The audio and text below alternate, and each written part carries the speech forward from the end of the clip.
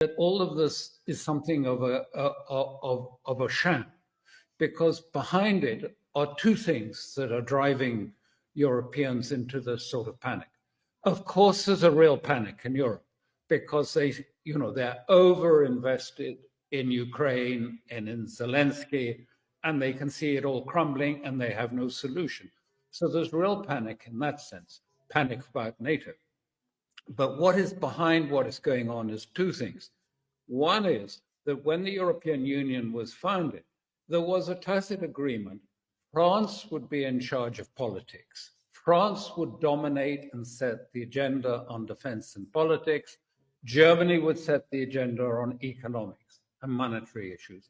And now Germany is taking if you like, the lead on Ukraine, because Germany, now with Poland in tow, has moved itself right into the arms of the United States, into Washington, as a new military axis, which is opposed to the sort of Gaullist ideas of Macron, which are simply, about European sovereignty and autonomy. And he's said, oh no, we want to be as close as possible to Biden and to that arm of NATO, and we want to be Washington's NATO arm in Europe.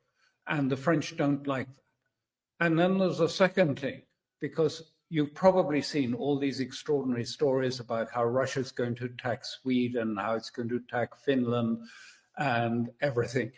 It's nothing to do with that. The Europeans know that Russia has got no plans. Just to be clear, that Putin has never suggested that he had any ambitions of that sort at all. There's no evidence for it. What is going on, and it's behind the scenes, is a scam that Europe doesn't have money. It hasn't got a treasury. It's like America used to be years ago, with each state, issuing bonds and raising money for itself. That was long ago, before you had a Federal Reserve and Treasury bonds. That's what Europe is like now. There is no own money that belongs to the Commission or European Union. The states raise money with sovereign bonds around it, and then they give that money, according to a formula, to the European Union. But the European Union is not a sovereign state. It can't raise money by bonds. It has no taxation prerogative. It only taxes through the sovereign states, the member states only.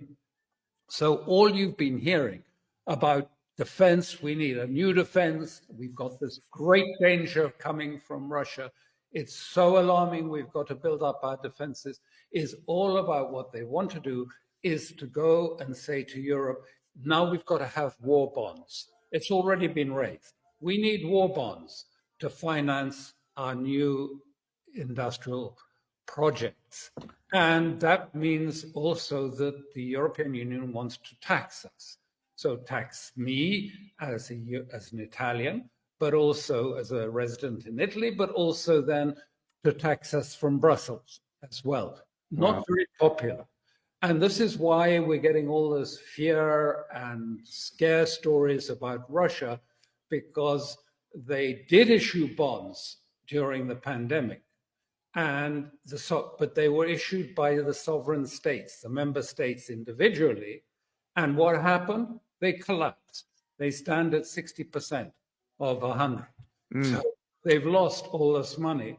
And Europe has a real problem. It is underwater in its banks, in its central banks of Europe, because they are full of sovereign bonds that are deeply underwater. That is, they're far less valuable than they appear on their books. Got it. It's a real crisis that Europe is in. So let's make everybody frightened about the Russians, and then we'll say war bonds. Right. War bonds, won't you? Right. When all else fails, they take you to war.